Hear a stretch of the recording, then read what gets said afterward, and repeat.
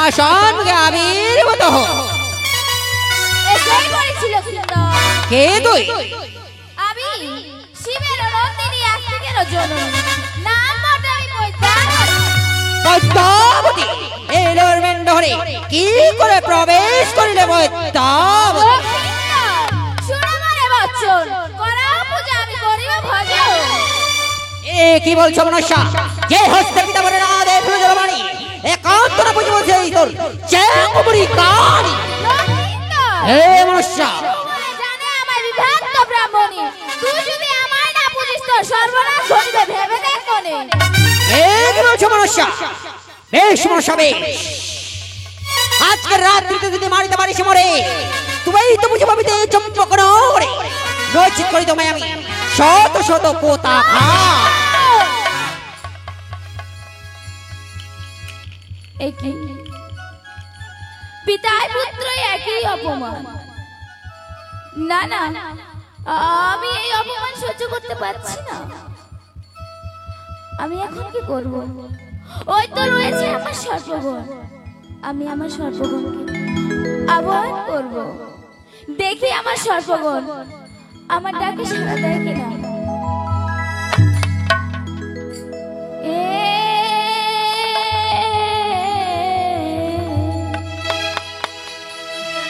মন দুঃখে কান্দিয়া আমি নিধু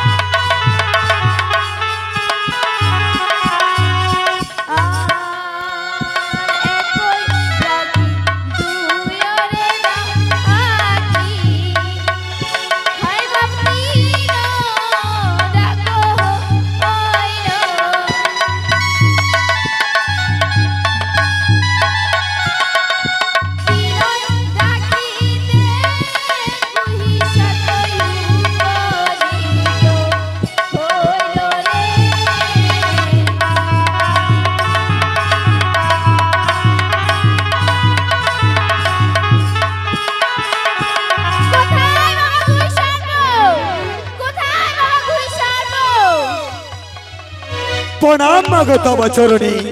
আমাকে কিসের জন্য ডেকেছো মাগো? বাবা গুরুশর, বলো মা।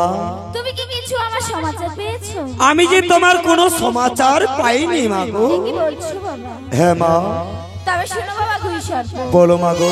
তোমাকে যে যেতে হবে সাঁওতালি পর্বতে। সেই সাঁওতালি পর্বতে রয়েছে এক লহমেন্দ্র ঘর, এবং কি লহমেন্দ্র ঘরে রয়েছে সুতারও সঞ্চার ছিদ্র।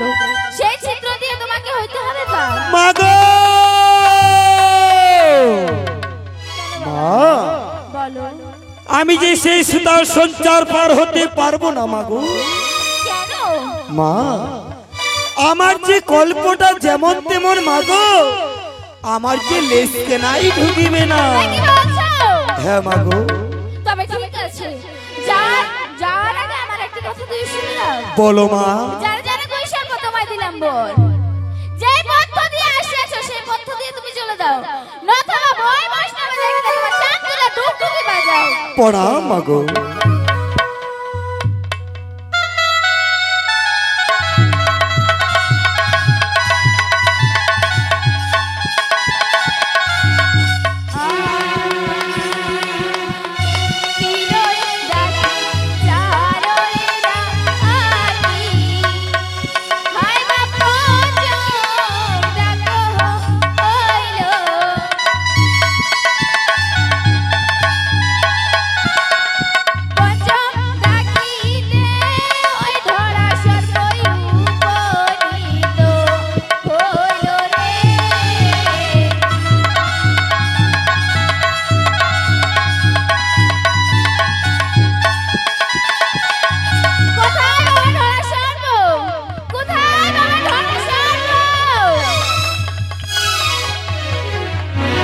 প্রণাম মাগো তব চরণী। কল্যাণ পুত্র। বলো মাগো কিসের জন্য স্মরণ করিছ? বাবা ধরাশয়, মা তুমি কি কিছু আমার সমাচার পেয়েছো বাবা? না মাগো, আমি তোমার কোনো সমাচার পাইনি। তবে শুনো বাবা ধরাশয়, বলো মা। তোমাকে যে যেতে হবে সাঁওতালি পর্বতে। সেই সাঁওতালি পর্বতে রয়েছে এক লোহমান্য ঘর। সেই লোহমান্য ঘর রয়েছে সুতার সজ্জার চিত্র, এবং কি সেই চিত্র দিয়ে তোমাকে হইতে হবে পার, এবং কি চাঁদের পুত্র লক্ষিন্দরকে করতে হবে ধ্বংস। মা কেমন হয়েছে তোমার? মাগো বলো বাবা। সেই চিত্র আমাকে পার হতে হবে, হ্যাঁ, আর বালাকে দংশন করতে হবে মা।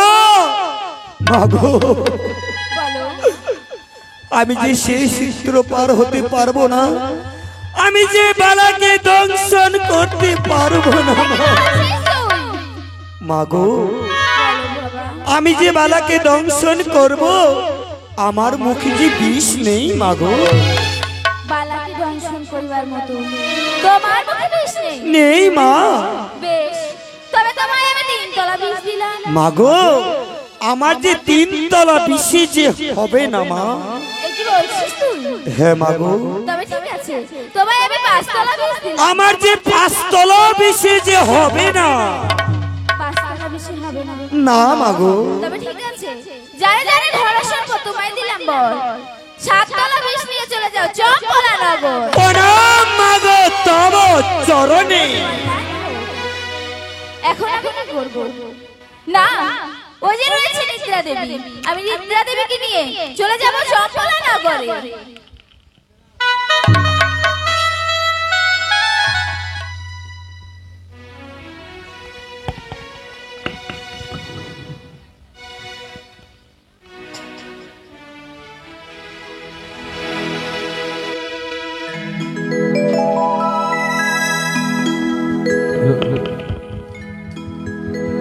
এবার কি মায়াতে দেখো এলো ওই নিদ্রা দেবী গো,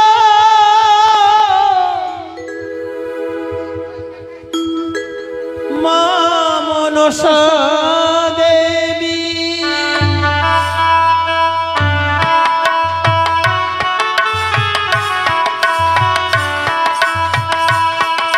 আর মেন্ড ঘরে বাঁধিয়ে চাঁদি আনন্দিত হইল।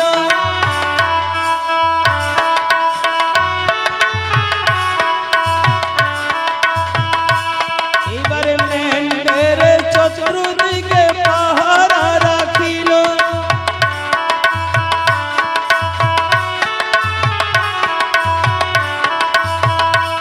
ওই পাহারা দেখিয়ে বদ্ধায় অন্তরে ভাবিল,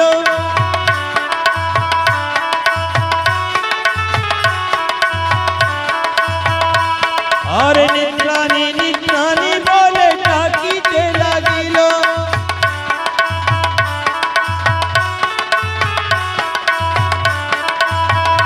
দেখো কোথায় ছিল মা নিদ্রাণী অন্তরে জানিল।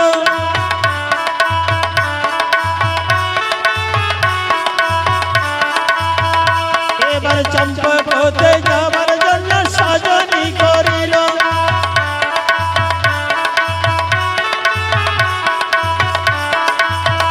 দেখো ছাড়িল ময়না নগর গমন করিল।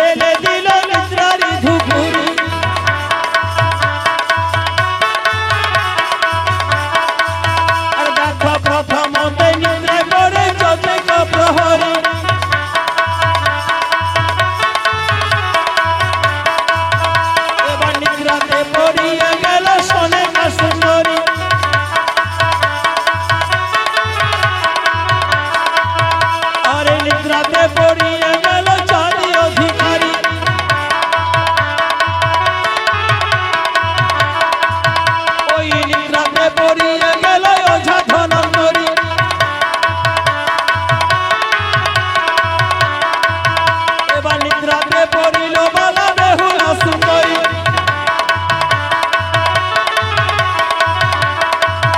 এবার নিদ্রা দিয়ে পদ্মা দেবীর আনন্দিত মন এবার বিমায়াতে এলো নিদ্রা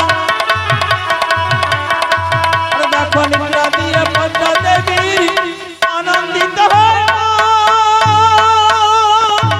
ওই স্বামী স্বামী বলে বলি ডাকে ঘনে ঘন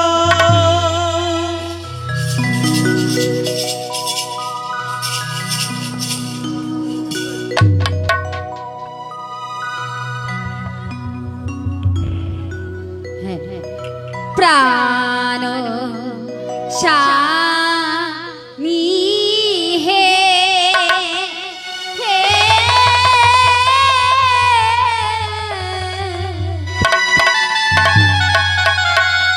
উঠো হে গোবি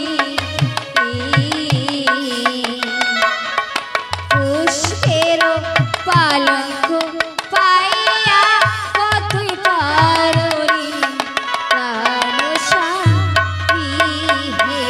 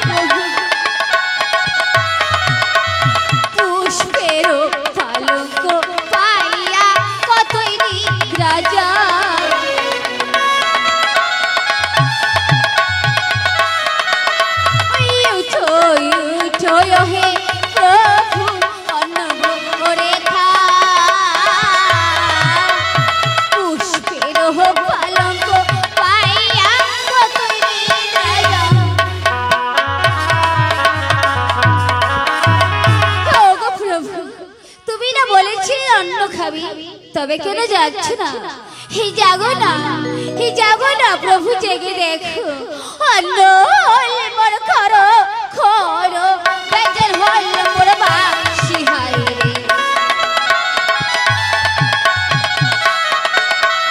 অন্ন হলে মোর করো খরো বেজের হল মোর বাসি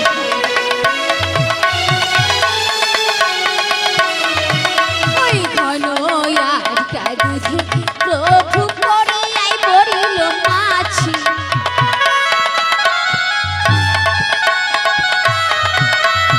অন্ন হল মোর খর খর ব্যঞ্জন হল মোর বাসি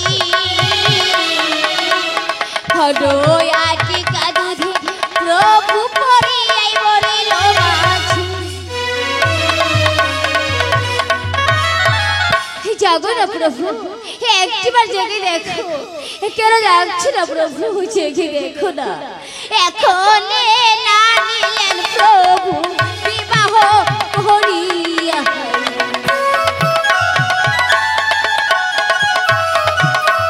কেবলে রাখাবো তোমায় কি নাম ধরিয়া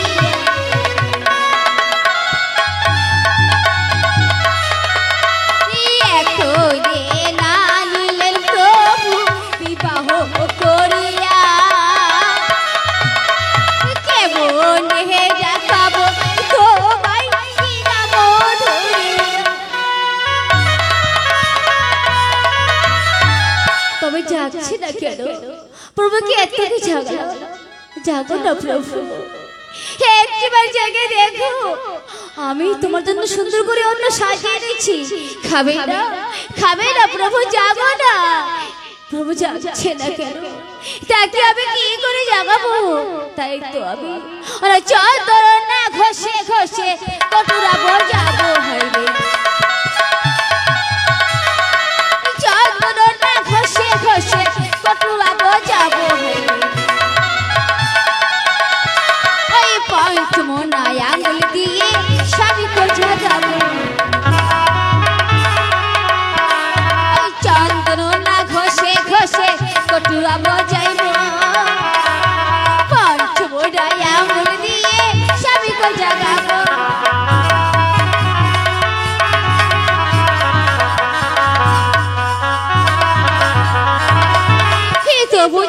জাগলো না, আমার যে বড় ঘুম পাচ্ছে। তাই তো আমি কি করব, এই অন্ন রেখে তার পাশে যে আমিও শুয়ে পড়বো।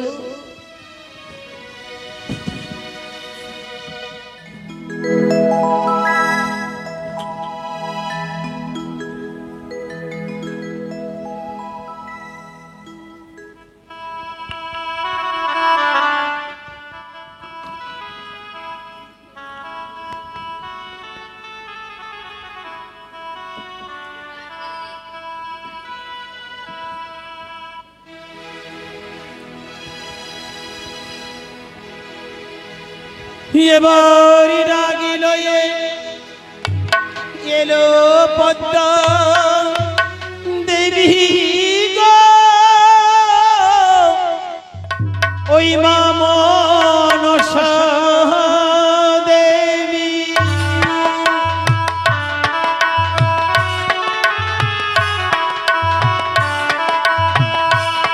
আরে মন দুঃখে পদ্মা দেবী কাঁদে নিরন্তরে।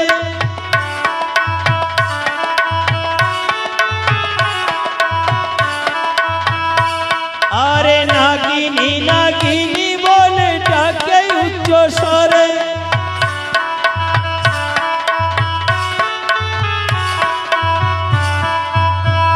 দেখো কোথায় ছিল কাল নাগিনী জানিল অন্তরে।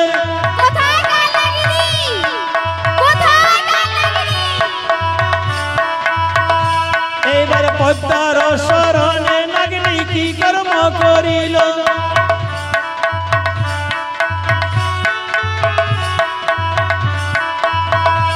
ওই চম্পকতে যাবার জন্য সাজনি করিল।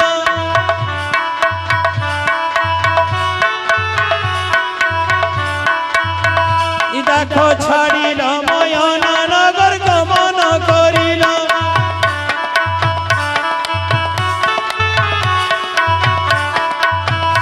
এবার চম্পকতে মানাগিনী প্রবেশ করিল।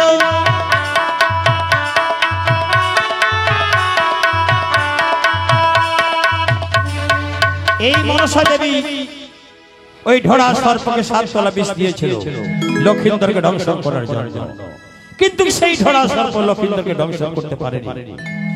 যখন লক্ষিন্দরকে ধ্বংস করতে যায়, দেখতে পায় জলে মাছ। তাই মাছের লোভে তার বিষ ডাঙ্গায় রেখে জলে নামে মাছ খাওয়ার জন্য। সেই সময় গঙ্গা ঢেউ মেরে তার সমস্ত বিষ নষ্ট করে দেয়। সেই বিষ কিছু খেয়েছিল লাল বল্লা, আর কিছু খেয়েছিল হাঁড়ি বল্লা, কিছু খেয়েছিল বিচ্ছু, কিছু খেয়েছিল পিঁপড়া, কিছু খেয়েছে জলের মাছ। এইভাবে বিষ তার নষ্ট হয়ে গিয়েছিল। তাই মনসা জানতে পারলো এখনো ঢোড়া সর্প ফিরে এলো না, ঢোড়া সর্প হয়তো বিষ নষ্ট করে ফেলেছে। তাই মনসা দেবী কাল নাগিনীকে স্মরণ করেছিল। ওই নাগিনী নাগিনী বলে ডাকিতে লাগিল।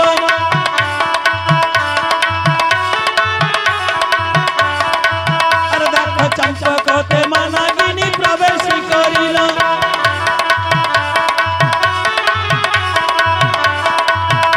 এবার সুতার ছঞ্চর বদি মঙ্গতে আসিল।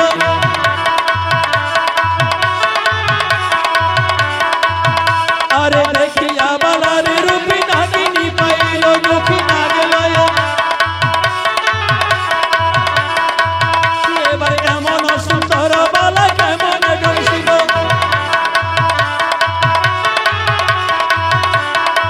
আর দেখো মন দুঃখে মা নাগিনী কাঁদিতে লাগিল।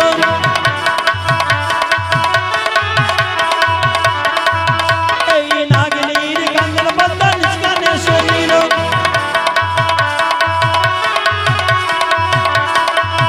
আরে পদ্মা বলে মা নাগিনী বাক্য পরে ধরে এবার নাগলয়। আর তুই ছবল মারো বালার চরণের উপর।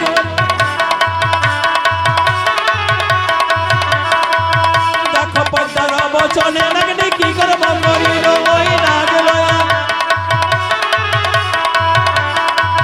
এবার বালারি চরণে তলে শুইয়া রহিল।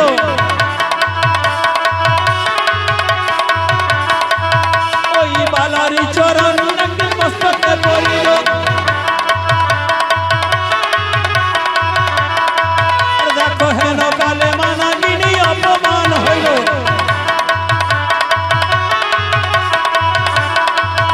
আরে চন্দ্র সূর্য দুইজন সাক্ষী রাখিল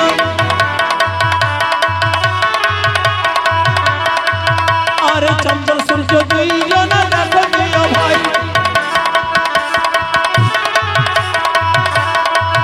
এবার নিজ দোষে মরে বাবা মরণ সময় ওই না গেল এলো বাবা আলারি চরণে নাকি ছবল মারিল ওই না গেল এলো বাবা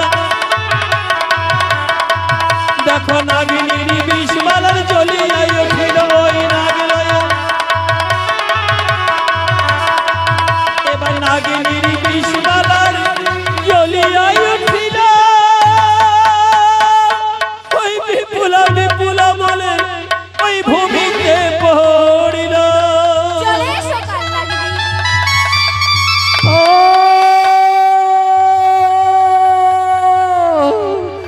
করলে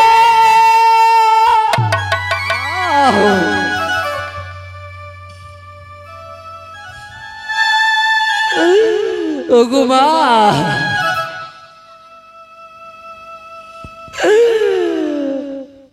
ওগো বাবা ওগো রোজাধরী কাকুমণি তোরা কে কোথায় আছে একটি বাচ্চিতে আছে বিপুলা তুমি শুধু একটি বাচ্চি গেলে না বিপুলা আমাকে যে কাল লাগে দাও শুরু করেছে বিপুলা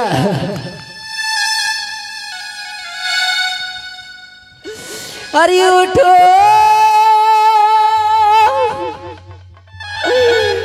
বিপুলা রে জ্বালাও বাতি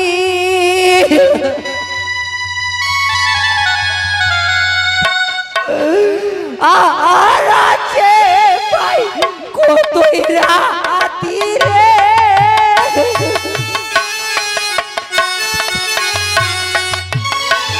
আরে উঠো বিপুলা রে জ্বালাও বাতি আছে ভাই কতই রাতি রে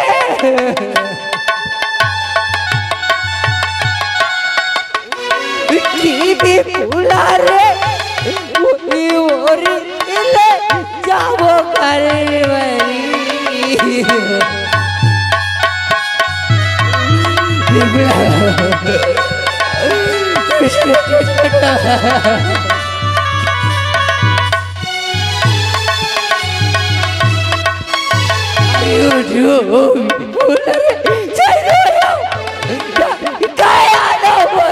বাবু মা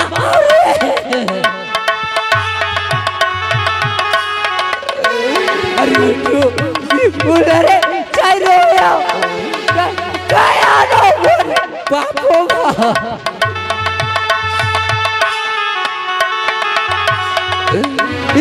বিপুলা রে বাবা আসিলে বাঁচিবে পুরা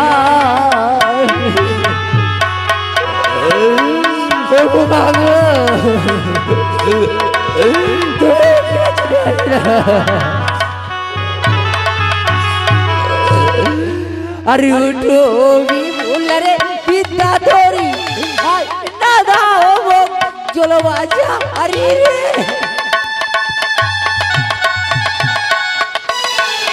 বিপুলা রে চলে বাঁচিবে পুরা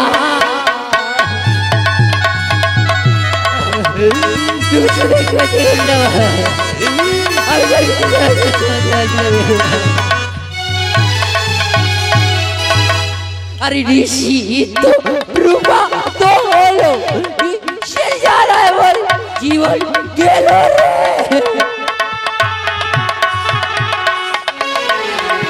শীত প্রভাত হলো সে যারা এবার জীবন গেল রে কি বিপুলা রে বুড়ি এলে যাব ঘরে বাড়ি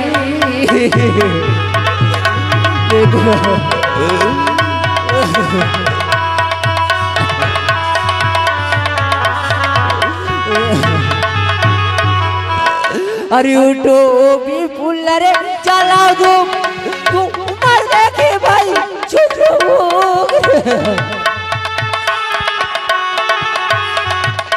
अरे उठो विपुला रे चलाओ तुम उमर देखे भाई छुटो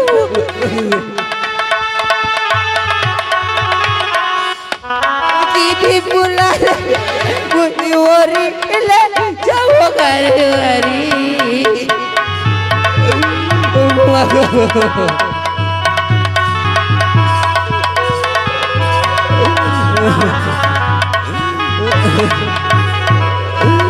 अरे उठो विपुला रे चंद्रमुखी करिल বই তোর প্রাণপ তীরে अरे उठो विपुला रे चंद्रमुखी करिल বই তোর প্রাণপ তীরে विपुला रे बुलबुली ले जाबो घरवारी विपुला अब यार मुझे जरा सोच करते हैं विपुला दूर शुरू कर